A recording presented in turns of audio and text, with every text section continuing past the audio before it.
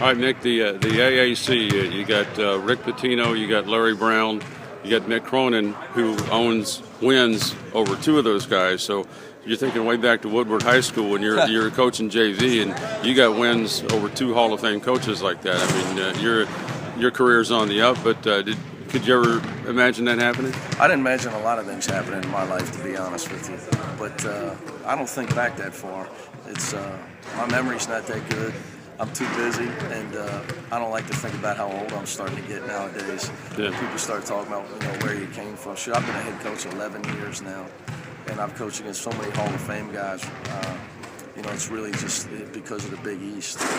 It's a great learning experience for me. Probably at the time, I didn't know how valuable it was to be going against the people I was going against in the Big East. Whether it was, regular week was Bob Huggins, Rick Pitino, Jim Calhoun, and the next week is Jamie Dixon, Jay Wright, and Jim Boeheim.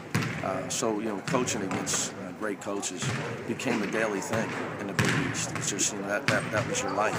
You better get good players, because one thing about Hall of Fame coaches, they got really good players. Right. Yeah, and you've seen that. Your style of play, they may have taken you out of the Big East, but the Big East is still here a little bit. In terms of what you're doing. You're still tough. Yeah, I mean, I think, Cincinnati was tough in the '90s. I think any program that's going to win consistently over a period of time, you got to work really hard as a coaching staff, and you've got to play really hard as the players in the program. Those are the two things that I learned the most from Bob Huggins. And when I got with Coach Pitino, he did it a lot differently, but it was the exact same thing. Coaches work extremely hard in preparation and recruiting in every phase of what we do. And the players train hard in the weight room, work hard in film study, and play really hard between the lines. It's just how you go about it is different from coach to coach. But if you don't do those things, you're not going to win at this level. You got more battles to come, but does it do your heart good to go to Memphis? And you've been to Memphis before. You know the history of Memphis.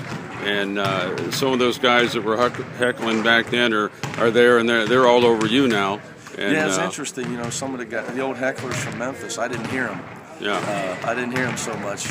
Whenever you get the lead, it's one good thing. That you always say that there's 17,000 nice people at that game. A lot of people congratulate me after the game because they stayed around UConn when we played Memphis after. Right. But there's always 2 or 3 guys that had too much to drink. Yeah. That used to love to beat on Coach Huggins back in the day. Yeah.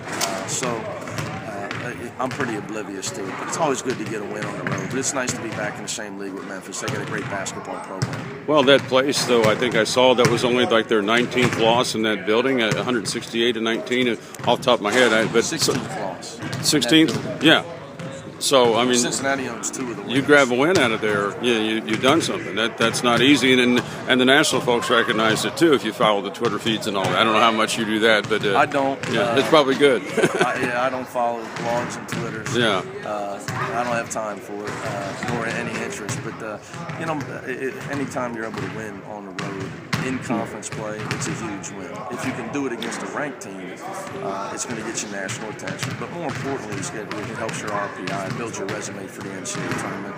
And the key is to make sure that you use it as a springboard for your team. You don't rest on it. That's the most important thing. That's our challenge going to Houston. Now, another social media thing I picked up on was, you have your advisors that sit behind you, and they can get away with some stuff that you can't do on the bench. So you got, on your bench, you got the pit bull, Darren Savino, and then someone referred to your brother as the pawn store guy, I think. And I'm watching. I like watching him during the game because, like I said, he can do some stuff that you can't necessarily do on the bench. So I'm oblivious to anything. He's got a great seat. I can tell you, the only advisors I have are the guys on my staff. Yeah, I got a great coaching staff. Anybody that may be related to me or sit near me, may be claiming that they're advising somebody. I think they may just be talking to themselves. Yeah. The reference to Darren Savino and Pitbull, I think Coach Savino is probably a better looking guy. Probably just doesn't have Pitbull's money. He should maybe do a game in shades just to mess with people with a Dr. Pepper. If it would help recruiting, I'd be all for it. Yeah. Now your dad sits behind you. Can you think back to any? You don't really get too out of hand, on a bad call.